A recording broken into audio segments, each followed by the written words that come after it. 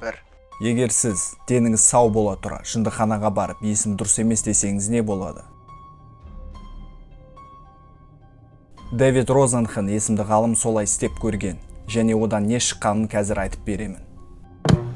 Бәріне сәлем достар, сіздерді RealNar арнасында қош көрдік.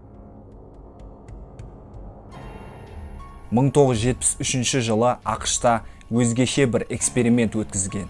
Ол экспериментке есі дұрыс адам, есі ауысқандардың орнында деген ат қойылған. Аталмыш экспериментті 1973 жылы психолог Дэвид Розенхан өткізген.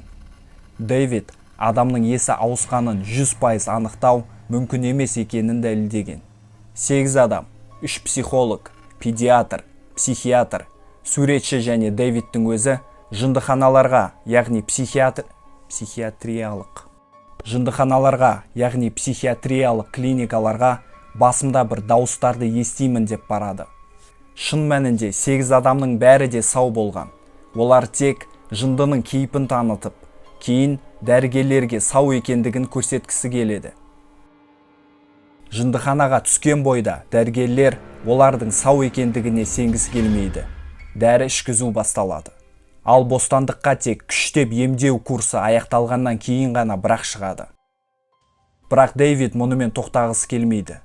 Және көп ұзамай тағы бір топ басқа 12 жындыханаға дәл сондай сылтаумен барады. Бір қызығы, оларды да есі ауысқан деп күштеп емдеуге жібереді. Экспериментке қатысқан адамдар дәрігерлерге былай деген: бекершілік, құлау, құрдым деп жатқан дауыстарды естимін. Мұндай сөздерді Дэвид әдейі таңдайды. Бақылаудағы адамның рухани дағдарысын көрсету мақсатында. Экспериментке қатысқандар палатаға түскен бойда өздерін кәдімгідей ұстап, дәрігерлерге өздерінің сау екендігін көрсете бастаған.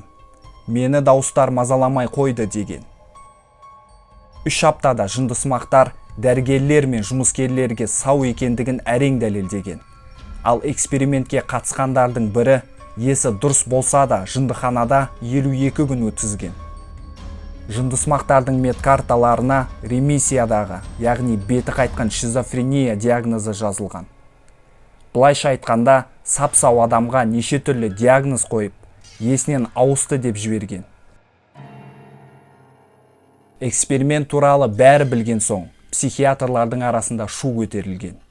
Кейбір психиатрлар Дэвид бізді алдай алмайды деп жатқан. Ал бір клиника жындыны сау адамнан ажырата аламыз деп Дэвидке хабарласып, өтірік жындыларын ескертпей жіберуін талап еткен. Дэвид келіскен. 3 айдың ішінде клиниканың дәрігерлері 19 адамның сау екенін анықтаған.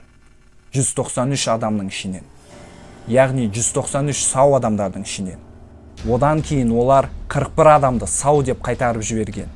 Бірақ Дэвид оларға ешкімді жібермеген. Яғни 41 шынымен есі дұрыс емес адамды өтірік кейіп танытып жатыр деп қабылдамай қойған. Бұл эксперименттің нәтижесі жындыханаға түсетін адамдардың бәрі жынды емес екенін анық көрсетті. Яғни адамның психикалық ауруын анықтау әдістерінің осал екенін. Одан бөлек, клиникадағы шынымен есі дұрыс емес адамдар экспериментке қатысқан адамдардың дені дұрыс екенін біліп қойған. Оларға сен журналистсің, немесе сен бізді тексеруге келген полицейсің деп айтып жүрген. Бірақ клиника жұмыскерлері бәрін бірдей емдеп, еш нәрсеге мән бермей жүре берген.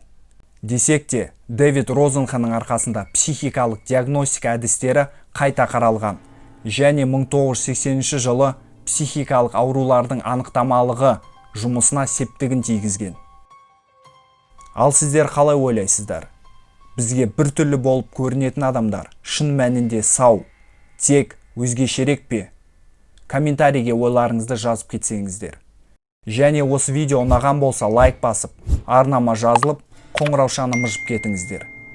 Сіздермен болған мен RealNar, дендеріңіз сау болсын.